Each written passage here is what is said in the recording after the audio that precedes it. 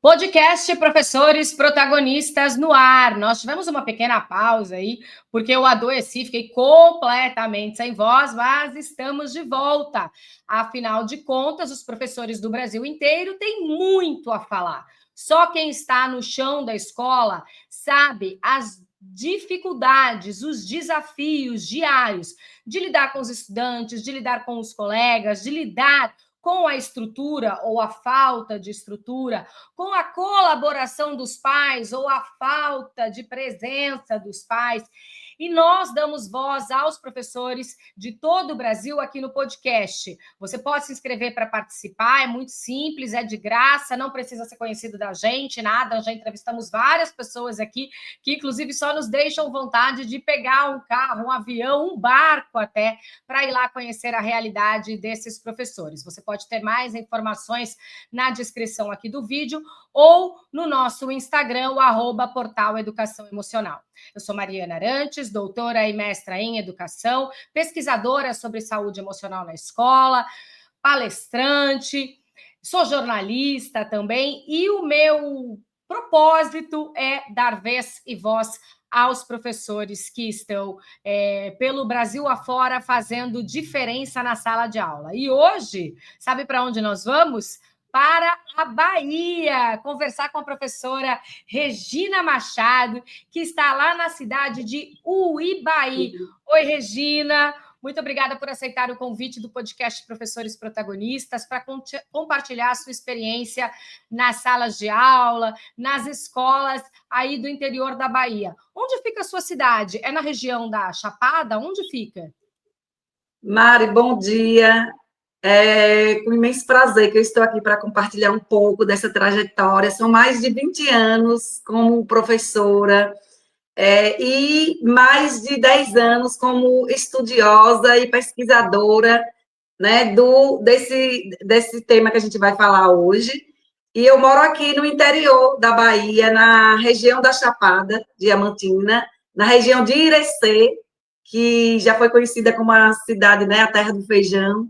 Eu moro aqui numa cidadezinha pequenininha, pé de serra, próxima a Irecê, depois de Irecê. Depois de Irecê. Bom, Isso. vocês vão ver que a Regina tem muita história para contar. E ela coloca por terra essa história de que o professor que está lá numa cidade pequena do interior não pode fazer a diferença. Ele só recebe, ele não vai atrás. A Regina é, assim, uma locomotiva. Ela é licenciada em letras pela UFBA, professora há mais de 20 anos, já fez a formação do portal Educação Emocional em Educação Emocional Integral, é certificada na metodologia, também tem uma pós-graduação em Educação Parental e Inteligência Emocional, dá aulas, é instrutora de Mindfulness para o ambiente escolar, já fez palestras e faz muita palestra sobre bullying e agora também está com uma formação nova aí na área de mediação, né, pelo movimento Escola Segura. Regina, você tem muita história para contar, vamos tentar organizar aqui nesse tempo do podcast. Mas vamos começar desmistificando uma coisa? Professor de cidade pequena vivencia os mesmos desafios de professor de cidade grande? Mari, sim, a gente vivencia muitos desafios. Em sua formação, a gente percebeu isso, né? A formação que você acabou de falar aí, a nossa formação em educação socioemocional, não foi que a gente fez? Tinha professores de várias regiões do Brasil e a gente compartilhava nossas dores, nossos sabores, nossas alegrias e nossos desafios. E é geral, o que a gente passa aqui no interior é praticamente o mesmo que um professor de uma capital, um professor de uma cidade mais desenvolvida passa, né? Não é diferente, e eu acredito que aqui, por ser uma cidade pequena, por a gente estar mais próximo da família, a gente conhece todo mundo aqui da cidade, eu acho que a gente tem mais facilidade para a gente lidar com esses desafios, né? A gente quer falar com a mãe, às vezes a gente encontra na rua, encontra no mercado, encontra em algum lugar, e aí eu acho que a gente tem esse diferencial de quem mora em uma cidade muito grande, mas os desafios são idênticos. Uma das coisas que a gente fala, aí você falou de família, não dá para a gente deixar de falar sobre isso, né? Porque um dos maiores desafios com relação às famílias, inclusive isso foi um tema que a gente tratou muito na Jornada da Saúde Emocional na Escola nesse ano. A Jornada, que é aquele evento que a gente faz no mês de abril, é um evento anual, participou, inclusive todo mundo pode ter acesso à gravação. Pela primeira vez, os professores colocaram que as famílias hoje estão mais desafiadoras do que os próprios estudantes. Na cidade pequena, como você está dizendo, a gente sabe quem é. Mas saber quem é resolve? A família vai à escola ou é o professor que vai até a família? Como é que funciona essa dinâmica aí? Mari, o fato da gente conhecer a família, eu acho que facilita no sentido do acesso à família, né? Mas essa questão da família na escola é um grande desafio aqui também. A maioria das famílias, elas não vão, né? E na reunião de pais, na reunião de família, geralmente a gente escuta o professor falar o quê? Só vem os pais, a mãe daqueles que não tem tanta necessidade, os que mais a gente precisa que venha, não vem, né? Não comparece. E é esse o grande desafio, é trazer a família para a escola. A gente sabe que os desafios, né, da modernidade, a gente sabe que são enormes, não é só para o professor, né, mas para a família também, até porque o professor, ele também tem família. Uma professora também é mãe, e a gente sabe dos desafios para a gente criar os filhos hoje, um adolescente, uma criança, em meio a tantas informações, essa era da tecnologia, o acesso à internet, ao celular. A gente sabe que isso aí é geral. Então, e você, inclusive, também é mãe, você fala sobre isso com sou propriedade, mãe, né? Você tem 2 ou 3 filhas? tenho 2 filhas, já não moram mais comigo, mas até hoje, né, porque elas moram em Salvador, uma já concluiu a faculdade de Direito, a outra já está no curso de Medicina, mas como mãe, eu estou sempre presente. Mesmo distante, eu estou sempre presente, e é desafioso, demais. E eu, como mãe solo, mais ainda, o desafio é maior ainda, né? Então, trazer a família para a escola é super importante. Ter esse apoio da família em relação ao que a gente vai tratar, que é o bullying, é de suma importância. A família precisa estar na escola. Acho que a gente só precisa mudar a dinâmica de como, o que oferecer para essas famílias ao chegarem na escola. E o que você acha que Porque, precisa ser oferecido aí a partir da sua prática? Eu sei que desde a formação em educação sim, emocional integral, que quando você começou a fazer as palestras, né, sobre bullying e tal, você percorreu quantas escolas? Mais de 60?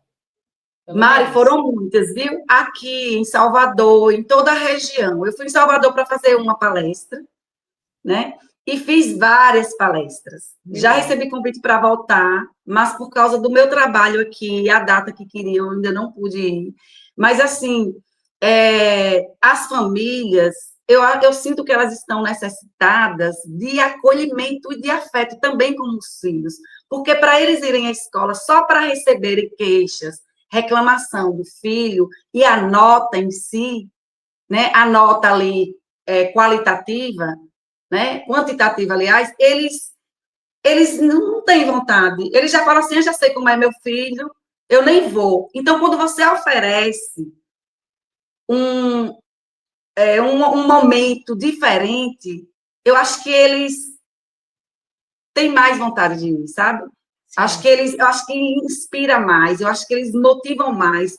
Eu fiz uma palestra com as famílias aqui do município há umas 3 semanas atrás. Nossa, termina a palestra assim, eles dizendo, da próxima vez eu venho, venha mais vezes. A necessidade do acolhimento, da informação, né? Eles estão, assim, perdidos.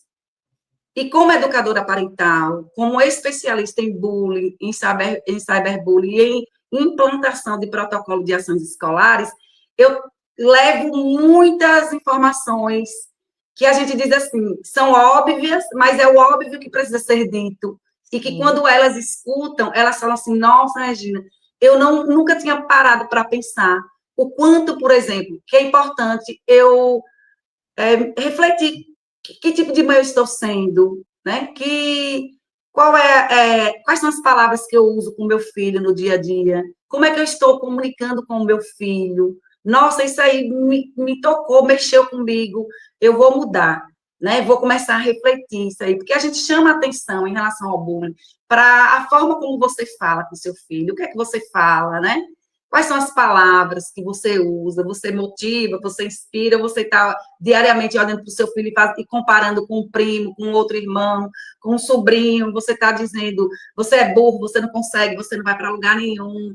Olha lá, ó, fulano, essa semana mesmo, uma aluna minha me disse, quando eu era criança, que hoje estou na EJA, à noite também. Então, são adultos, né? E eu já fiz a palestra sobre bullying, Mari, com elas, e elas se identificaram muito, e elas falam assim, eu me lembro que minha mãe me comparava com minhas sobrinhas.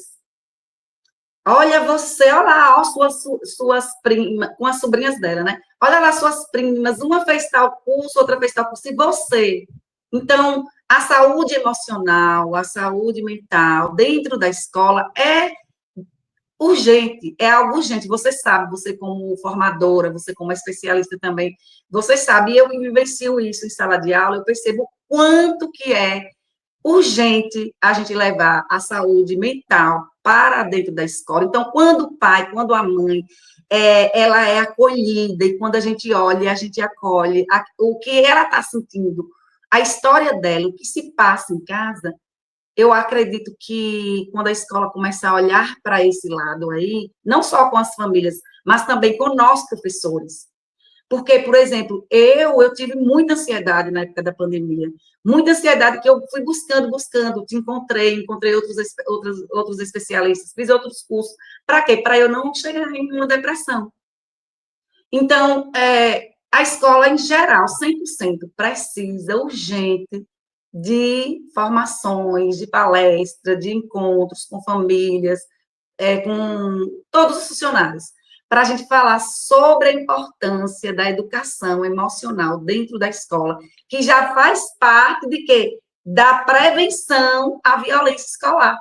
Sim, Né? não, esse é um assunto que eu estou nessa área de pesquisa já tem mais de 10 anos, falando sobre o desconhecimento das emoções, a influência das emoções na aprendizagem, a importância de capacitar as emoções do professor, para que o professor se prepare para acolher os alunos. E aí hoje a gente também fala também com as famílias, a relação família-escola que está cada vez mais complicada. Mas na sua realidade aí, quais são esses desafios na prática? Claro, levar a família para a escola, mas o que acontece? Que tipo de bullying que acontece aí na sua região e que tem chamado bastante a sua atenção? Mari, o tipo de bullying que mais acontece é o bullying verbal, né? São os apelidos, são as palavras que machucam muito, que magoam, que vem, né, disfarçado de brincadeirinha, e não é brincadeirinha. E por isso muita gente normaliza, né? Acha que é normal acontecer isso. Então, o que os alunos mais queixam são os apelidos. Os apelidos por causa da cor da pele, por causa de da aparência física, o cabelo, é o jeito de falar, o jeito de andar, o jeito do aluno se vestir. Então, assim, são esses os tipos de bullying que mais pega, né? São as risadinhas em sala de aula, as críticas, o aluno Agora, que chega todo dia... que inclusive acha que professor, família a gente sabe que tem, mas ainda tem professor que mesmo vivenciando tudo isso em sala de aula, ainda acha que bullying é mimimi, que hoje em dia tudo é bullying. Isso. Tem muitos. Eu estou desenvolvendo o plano de ação de combate ao bullying, né? De introdução ao bullying em toda a rede municipal aqui do meu município. Eu estou fazendo palestras em todas as escolas municipais, com todos que fazem parte da escola, família, estudante. Então, cada público é uma palestra, né? E aparece professores, né? Tem professores que olham para mim e falam assim: ah, no meu tempo, eu sofri tanto bullying, estou aqui, não morri. Ah, mimimi, Tem caso aqui de professores também que olham para o aluno e praticam racismo, fala que não vai para lugar nenhum. Eu estou recebendo assim, sabe? Sempre eu estou recebendo alguns desabafos de alunos. E a professora falar que eu sou gorda, que eu estou gorda demais, e a professora falar que eu não quero nada, né? Então, o primeiro passo, assim, um dos passos que a gente deve dar é desconstruir esses mitos de que bullying é brincadeira, de que a criança precisa para fortalecer, que o adolescente precisa, né, passar por isso, que, isso vai passar, e não passa. A gente sabe que os dados mostram que não passa. O adulto, ele leva o que ele viveu na infância, né? O que ele vivenciou, o que ele presenciou, tanto em casa quanto na escola, não morre ali na infância, né? A infância, ela permanece, o que acontece, que marca os traumas, as palavras que machucaram, isso tudo vai reverberar lá no adulto, né? O da adulto de amanhã. A Com certeza. criança... Ninguém precisa ser xingado para crescer, mas é difícil entender isso. Nessa tua trajetória e que te levou a se especializar nessas questões de relacionamento, qual foi o maior desafio assim que você já enfrentou, Regina? Mário, o maior desafio é esse, é conscientizar, né, gestores, professores, família também, da gravidade que é o bullying e da seriedade que a gente deve dar para essas questões, para as questões, né, do convívio, da comunicação, né, do emocional. São esses os desafios. Então, a gente enfrenta, e sempre vou enfrentar, eu sei, mas isso nunca me fez desistir. Você sabe que quando eu entrei em sua formação, o que eu mais falava era disso, dos desafios que eu encontrei. Hoje... Inclusive, eu me lembro de uma história de uma escola que você trabalhou, que tinha dificuldade até de oferecer a formação gratuitamente dentro da própria escola, né? Eu me lembro muito disso, assim, e como isso foi desafiador. Relembra esse episódio aqui, porque outros professores podem estar passando por isso, e quem escuta fala assim, não é só comigo, porque essa é uma das intenções desse podcast aqui do Professores Protagonistas, que é uma iniciativa da comunidade Professores Importam, que é uma comunidade de acolhimento e que poupa tempo dos professores e que desenvolve as habilidades socioemocionais dos professores também para que possam lidar com tudo isso. Quem quiser saber mais, inclusive, tem um QR Code aqui na tela. Como é que foi essa história? Conta esse momento aqui. Mara, eu sempre digo assim, sabe? Hoje eu digo assim para os meus colegas professores.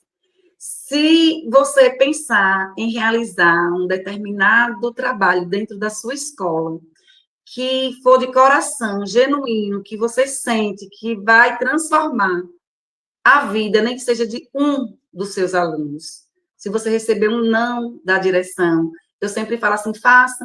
Porque quando eu comecei, Mari, eu comecei a trabalhar com as questões de ansiedade, de depressão, e aí veio o bullying.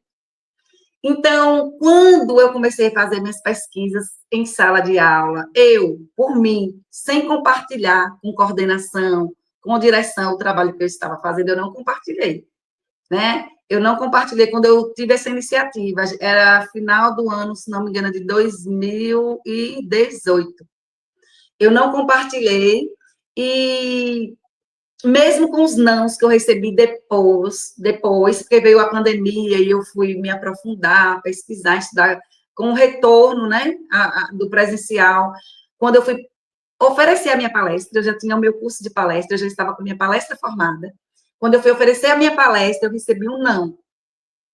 Então, esse não desanimei, foi um degrauzinho, né, para eu continuar e não desistir.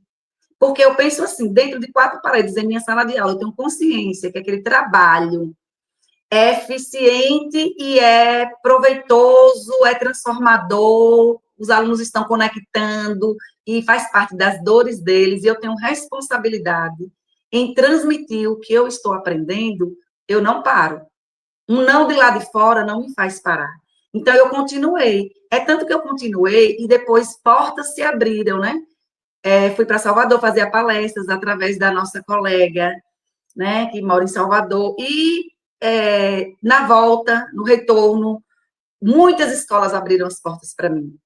E a escola que eu recebi um não, eu fui depois palestrar, né, porque mudou a direção. E hoje eu estou palestrando nessa mesma escola, comecei essa semana, com a direção, e está na direção, o mesmo gestor que me disse não. Hoje ele está acolhendo.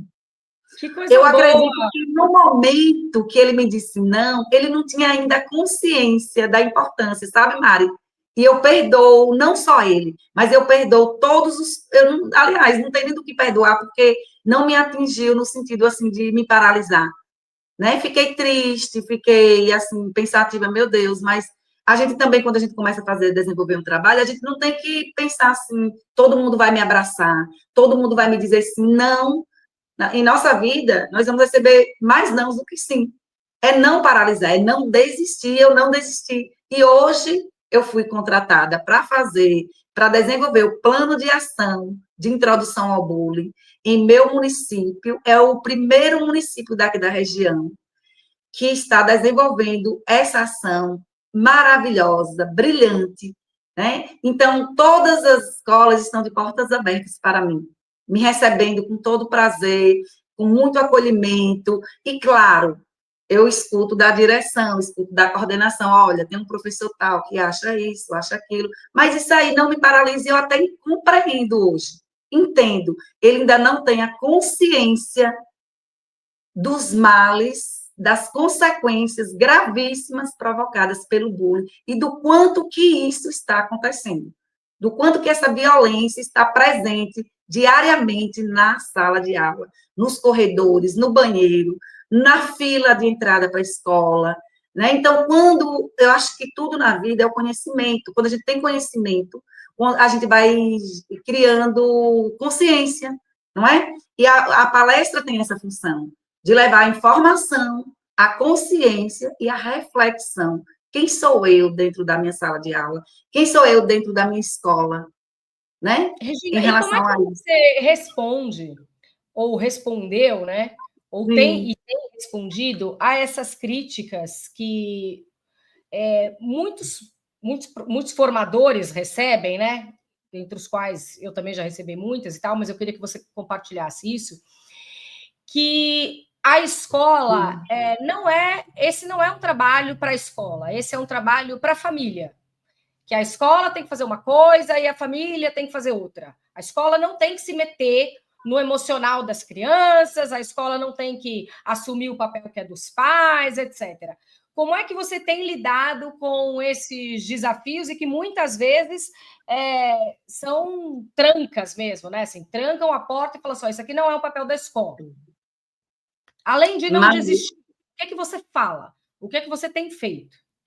eu mostro dados, nada mais do que você mostrar dados, né? Mostrar dados, fatos, mostrar histórias, mostrar situações reais que estão acontecendo. Essa questão do socioemocional, os professores, todo o corpo, né, docente e discente da escola tem essa consciência. Nós temos alunos com crise de ansiedade dentro da sala de aula. Então, isso aí eles já têm consciência. Em relação ao bullying, eu levo dados. Eu tenho depoimentos dos meus alunos dessa época que eu fiz esse trabalho sobre ansiedade e que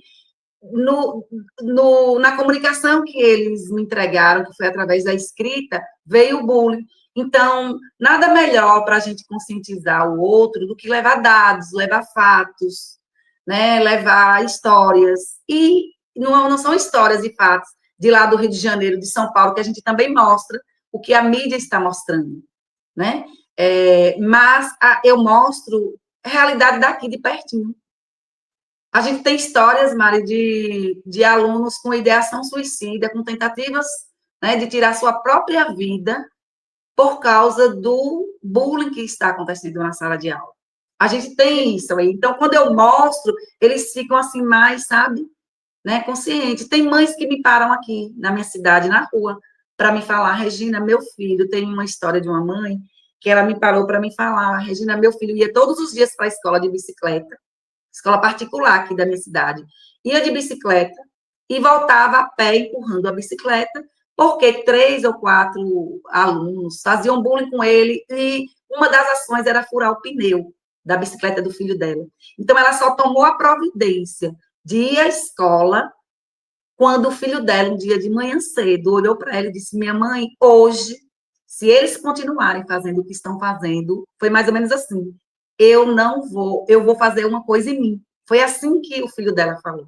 E antes, Mara, ela disse que dizia o quê para o filho dela? O que eu já disse, o que muitos diretores, coordenadores, professores falam, deixa para lá, eles estão fazendo isso porque você está dando ousadia, só é não se importar. Então, eu perdoo tudo isso aí, eu acho que essa fala é da falta de informação.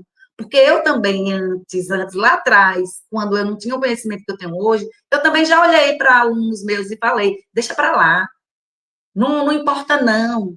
Né? Então, quando a gente leva a informação, dados, aí vem a conscientização e a reflexão. Então, essa mãe chegou na escola e disse, eu quero agora os pais desses alunos aqui. E ela me falou chorando, Mara, ela disse assim, Regina, todos os dias ele queixava, ele não saía mais para o intervalo, ele ficava dentro da sala de aula, e ele me queixando, e eu só pedindo para ele deixar para lá, não se importa não. Então, quando um professor fala isso, ou ignora, quando uma mãe também não acolhe a dor emocional do filho em casa, quando o gestor, o diretor de uma escola também não aceita esse trabalho, eu acho que é a falta de informação, eu acho que é a falta de conscientização da gravidade, sabe, Mari? Então, é perdoável, é louvável, e a gente leva a informação, a gente oferece, né? O que a gente tem de dados para a gente mostrar. E, como eu te falei, Maria, não precisa a gente ir longe, não. Todos os professores, eu acredito, né, que eles têm algum ou outro, mas eles têm a consciência de que é grave. Né? Um aluno chegar em sala de aula é triste, o aluno faltar aula, o aluno não querer mais ir para a escola, o aluno inventar história para a família, que hoje está com dor de barriga, que amanhã está, hoje eu não estou bem, eu não quero ir para a escola. Esses sinais, nós precisamos, né, ficar atentos. E eu sei que muitos professores Agora, e falam o assim... professor? Vamos ajudar o professor, então, aproveitar aqui? Vamos ajudar o Isso, professor. Aquele vamos. professor que ainda talvez esteja refletindo, pensando assim, poxa, eu ainda sou esse professor que diz para não ligar, troco um de lugar, troco outro de lugar, mas deixo passar, porque eu estou cheio de coisas. É o que eu ouço muito, por exemplo, dos professores, e provavelmente você também. Eu estou cheio de coisas, não estou dando conta nem do meu planejamento, quem dirá colocar alguma coisa aí. E a gente sabe mesmo que a realidade dos professores no Brasil é lidar muitas vezes com salas superlotadas, um planejamento impossível de cumprir por conta da burocracia. Verdade.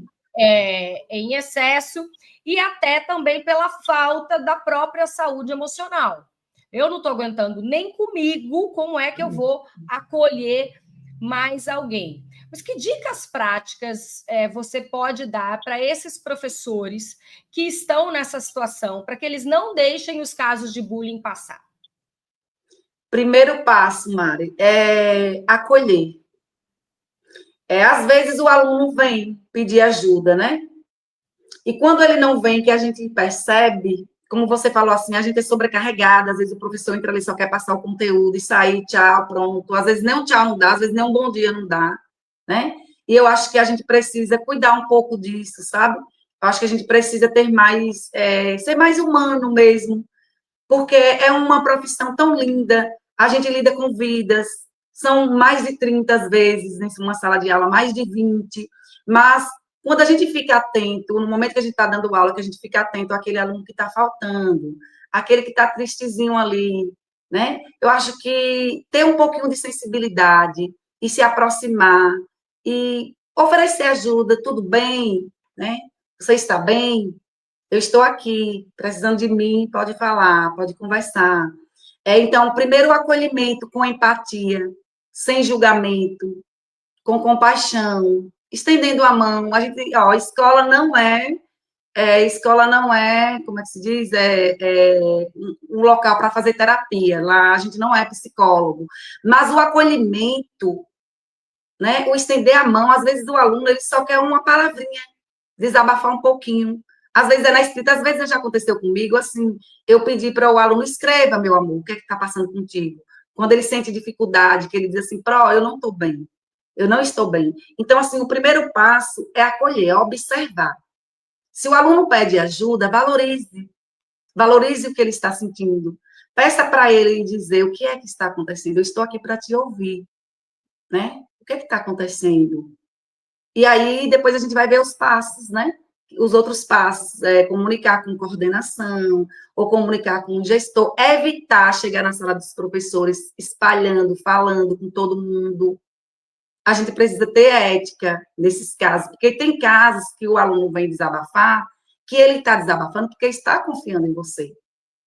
A depender da situação, a gente não pode chegar na sala dos professores falando, eita, fulano ali me parou agora para me falar que está acontecendo isso na casa dele. Se ele fica sabendo disso, vai piorar o estado emocional. Então, acolher e escutar tudo que ele tem para falar, isso que está acontecendo com você. Já aconteceu quantas vezes? Foi a primeira vez, né? Acolher, além de acolher a vítima, no caso de bullying, né? Porque às vezes eles trazem outras situações que não é bullying. Às vezes eles trazem situações que eles estão vivendo em família, e aí a gente sabe que a escola deveria ter um psicólogo, né, escolar, e não tem. Mas encaminha esse aluno. É o acolher com compaixão, com empatia, sem julgar, e encaminhar. É caso de encaminhar para um psicólogo, converse com a coordenação, com a direção da escola, e encaminha esse aluno. Conversa com a família, se for o caso. Eu já fiz isso, de pedir para a família ir lá em um horário que eu tinha vago, uma janela. Às vezes a gente tem janela, né? Eu já pedi para a direção, já solicitei a presença da família, para conversar. Nem todo mundo faz isso, a gente é criticado às vezes. Eu não tenho tempo para isso, né? Mas o mínimo, Mari, que o professor tem que ter é sensibilidade e ser humilde e ter afetividade. Eles estão carentes. Os estudantes estão carentes, eles estão com dores, eles estão sentindo um vazio dentro deles. Então, acolher, vem de casa. Não é só a falta de educação doméstica. Outra coisa importante, Mari, nesse processo aí, é a notificação, né? Notificar, a depender da situação, é bullying, notifique.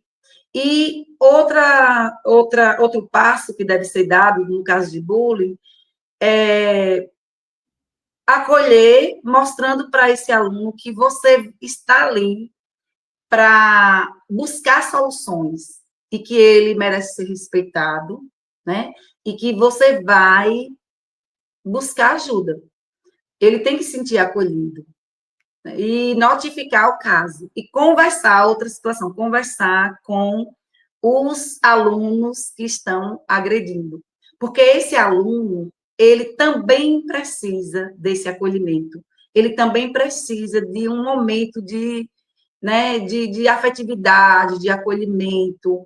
Não é só a vítima é quem está em estado de sofrimento, mas quando a gente vai trabalhar o agressor, a gente percebe que esse agressor, muitas vezes, ele foi agredido, ele está simplesmente transmitindo, né, uma violência que talvez ele esteja sofrendo em casa.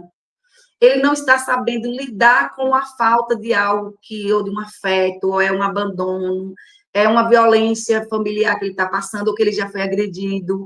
Então, quando você tem um protocolo dentro da escola, com os passos para você saber lidar com isso aí você vai trabalhar com o agressor também, você vai trabalhar com quem está assistindo, que é importantíssimo. No protocolo, a gente traz como elementos do bullying o aluno que está agredindo, a vítima, e a gente traz os espectadores, quem está assistindo, e mais a gente faz um convite ao aluno, à família, ao gestor, ao professor, para ser quem? Para ser aquele, para ser uma rede de apoio, ser aquele que vai apoiar, né, a vítima, que vai estar ali para acolher, para denunciar, para falar. Porque muitos dos que estão assistindo têm medo. E eu achei muito interessante, Maria, em uma escola que eu fui palestrar, depois eu fui chamada para conversar, né? Fui convidada para ir lá conversar com uns meninos que estavam, umas vítimas do bullying, e a diretora me perguntou, você poderia conversar com mais um, apareceu mais um aqui, que um coleguinha chegou na direção e falou com a diretora, olha, o que estão fazendo com o meu coleguinha não é correto, ele não tem coragem de falar. Tem mais de 2 anos que ele disse que sofre bullying aqui nessa escola, e eu estou presenciando, e eu vim falar por ele. Então, esse papel a gente precisa criar dentro da escola, né? Aquele aluno, aquele coleguinha que vai acolher, que vai falar pelo outro, né? Que pode até olhar para quem está agredindo e com uma frase, né, fazer com que ele reflita, é correto isso? Você acha que é legal o que você está fazendo? Você está percebendo a dor que você está causando? E outra coisa, Mari, quando professor ou coordenação vai conversar com quem está, né, no papel de agressor, que a gente precisa ter cuidado também para a gente não rotular esse menino como agressor, né? Ele está naquele momento ali agredindo, mas a gente tem que ter cuidado para a gente não rotular também. E aí a gente precisa conversar individualmente, nunca conversar com todos juntos, colocar agressor e vítima cara a cara, não conversar no particular, não é isso? Então, o papel desse aluno que vai estender a mão, desse professor que vai estender a mão, é muito importante, trabalhando o espectador, quem está assistindo ali, né, quem está presenciando, para ele ter coragem, né, de estender a mão, de falar, de pedir ajuda, é muito importante mesmo esse trabalho. Regina, na EJA tem caso de bullying? Na EJA, não. Até agora eu não sei nenhum caso de bullying, pelo menos em minha turma, não. Né? Eu tenho 14 estudantes, são 11 mulheres e 3 homens. É uma turma maravilhosa. Elas trazem histórias de bullying que elas sofreram na infância, no período que estavam na escola. E dos filhos, né? Que elas têm filhos hoje na escola. E aí, uma hora ou outra, aparece uma mãe lá, uma das alunas, comentando: meu filho, Regina, chegou em casa me falando de tal situação, o que é que eu faço? E aí elas trazem as histórias e as dores delas, né? É mais uma prova de que bullying não é brincadeira. Porque elas falam, a comunidade que eu trabalho hoje, Maria, é uma comunidade quilombola. Então, é um povoado que sofre muito preconceito, muito preconceito. E eu já fui professora de alguns filhos dessas que são minhas alunas hoje. E elas falam o quanto que quando os filhos chegam aqui na sede para continuar o estudo, o quanto que eles sofrem com bullying, né? Eu, como professora de português, né, se tiver alguma professora de português assistindo aqui, eu sempre trabalho eu sempre explico sobre os dialetos, né, as diferenças linguísticas, e já para deixar, nos primeiros dias de aula, já para eles se refletirem de que fulano vem de tal povoado com um dialeto, outro vem com outro dialeto, né? O Brasil é um país imenso, a gente fala a língua portuguesa, mas cada região, né, tem sua forma de falar, tem seu jeito, então a gente precisa respeitar, né, as diferenças linguísticas, e aí eu já trago que isso é importante também para o professor trabalhar em sala de aula, essa consciência, né, de que o português é mas que existem vários dialetos, e que a gente não deve criticar o coleguinha, porque o coleguinha tem uma fala diferente da nossa, né, a forma dele ler, dele expressar, dele pronunciar uma palavra é diferente. Então, são várias ações que a gente pode fazer, né? Nesses 20 anos, Regina, mais de 20 anos de trajetória na educação, o maior desafio, qual é? É dar conta da burocracia? Foi a pandemia ou são os relacionamentos? Os relacionamentos, Mário. os relacionamentos e a burocracia. É Mais muita difíceis burocracia. até do que a pandemia, do que o período da pandemia. Ave Maria, o período da pandemia foi muito desafioso para a gente. Muito, muito desafioso. E quando a gente retornou, foi mais ainda, porque veio o quê? Veio a questão das relações, Sim. a intolerância, a impaciência, a falta de foco, a ansiedade, né? Alunos que estavam acostumados a virarem a noite olhando celular, em jogos, e a questão da pandemia, eu sempre falo assim, a questão da pandemia foi um período que os alunos acessaram mais, né? Em busca Todo de um mundo, né? contato com o outro, todo mundo, o mundo inteiro. Então, quando a gente voltou, veio essa questão da convivência e essa parte burocrática da escola. E eu acho que o que precisa muito também é a gente olhar para o lado emocional. Isso é urgente, Mari, trabalhar com as questões das emoções. Eu, como instrutora de Mindfulness, eu criei um momento calmamente, que era um momento que eu parava a minha aula para a gente respirar consciente, né? Desenvolvendo a atenção plena. Então, às vezes, assim, uma prática, duas práticas, quando eu perguntava, e aí, o que é que vocês sentiram? Paz, tranquilidade, calma. Então, a gente precisa levar, olhar o ser, como você fala muito, né, Mari? A gente olhar para o ser como um ser integral. Isso E está o ser faltando antes demais. do problema. Uma coisa que eu defendo Isso, muito é assim, precisamos olhar para as demais. pessoas É, antes do problema. E a antes do educação hoje problema. ela tem um movimento, ela só olha para o problema, ela praticamente Só nem olha mais para as é o que pessoas. causa. É. E a burocratização, então, e os relacionamentos te parecem hoje, atualmente, mais desafiadores do que foi o período da própria pandemia? Mais desafiadores. Essa burocracia toda da escola para que faça isso, aquela papelada toda, aquela burocracia toda que exige muito do professor, né? E aí, muitos programas, Eu, agora que estou na EJA, eu estou desenvolvendo vários projetos, está sendo maravilhoso, uma experiência nova. Foram 19 anos como professora do sexto, sétimo ano, né? Também trabalhei em oficinas de redação, no Pronatec, com adultos, e agora eu estou só na EJA. Mas é maravilhoso, é uma nova fase da minha vida, mas no ensino fundamental 1, no 2, é muito desafio para o professor, é muita... Agora, eu acho assim, eu penso assim, que quando você tem uma estratégia de trabalho, quando você se organiza direitinho, quando a escola consegue organizar direitinho, eu acho que, levando em consideração a saúde emocional de todos que estão ali, eu acho que dá para ir, sabe, buscando construir um ambiente escolar mais seguro, um ambiente escolar mais saudável, né? Mas o que a gente vê é todo mundo correndo, o professor não tem tempo para parar, para desabafar, para compartilhar, né? O seu curso é maravilhoso, a gente se encontrava para a gente desabafar até, para a gente compartilhar nossas dores. E todo mundo queria falar, o tempo terminava e a gente queria mais tempo. Então, quando acontece uma reunião na escola, todo mundo quer falar. Então, acho que está precisando isso, momentos de escuta para o professor, momentos de escuta para as famílias, momentos de escuta para os adolescentes, as crianças. Eles querem falar, eles querem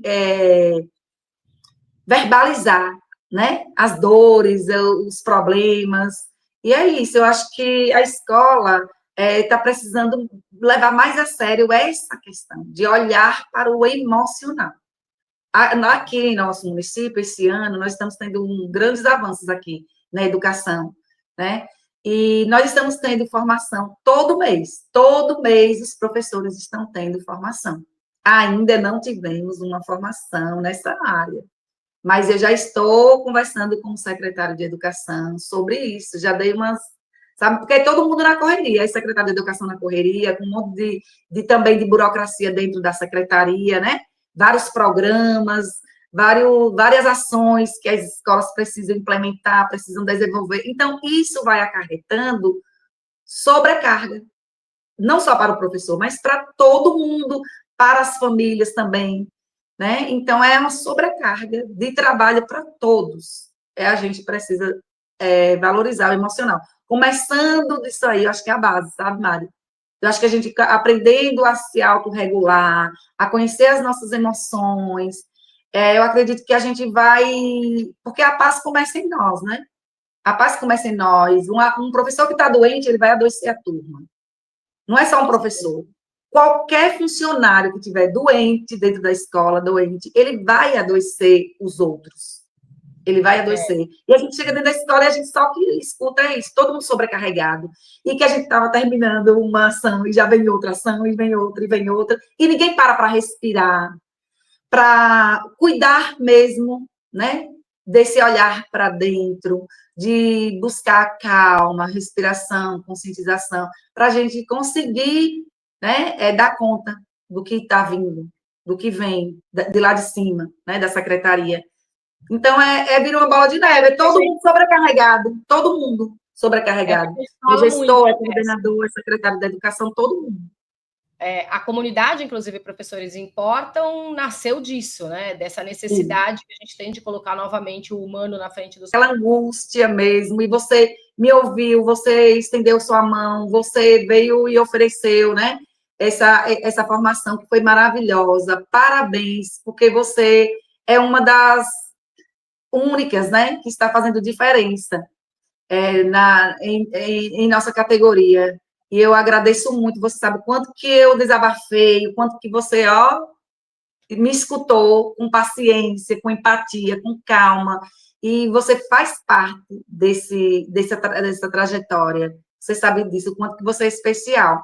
Então, eu pretendo continuar em sala de aula, né, porque eu sou professora concursada aqui no município, estou vivendo essa nova fase com a EJA, que está sendo um presente divino para mim, a experiência maravilhosa, e eu continuo com minhas palestras, pretendo lançar, né, a minha formação e oferecer o protocolo nas escolas, né, a implementação do protocolo de ações escolares, tudo isso aqui com base também nos conhecimentos que eu adquiri em seu curso, que eu vou somando tudo que eu venho aprendendo em minha trajetória, né? E tudo isso está em torno da educação emocional, do socioemocional, e o socioemocional, eu acho que trabalhar com o socioemocional é um dos elementos principais, né, para a gente trabalhar com uma escola segura, com uma escola acolhedora, com uma escola preventiva mesmo, né? Com a prevenção, trabalhar com a prevenção. Então, o socioemocional faz parte do protocolo de ações escolares e eu pretendo isso. Eu pretendo